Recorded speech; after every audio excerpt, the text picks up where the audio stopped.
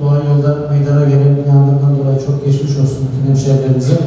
Yangına çok kısa sürede müdahale eden ekiplerimize de teşekkür ediyoruz. Rabbim bir daha göstermesin inşallah.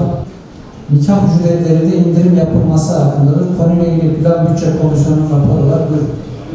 Sağlık ve Sosyal Hizmetler Dairesi Başkanlığı'nın 24.07.2025 tarih ve 294.668 sayılı okul yazısı olunup eklerinin incelenmesi neticesinde 2025 yılı ülkemiz genelinde aile yılı olarak ilan edilmesi vesilesiyle toplumun en küçük yapısı ailenin kurulması için atılan ilk adımı olarak tanımlanan bireylerin resmi nikah hizmetlerine katkı sağlamak için belediyemiz 2025 yılı ücret tarifesinde yer alan ve 550 TL olarak uygulanan ve nikah sarayı yerleşkesinde tüm salonlarda törensiz nikah ücretinin 250 TL olarak uygulanması komisyonumuzca uygun görülmüştür.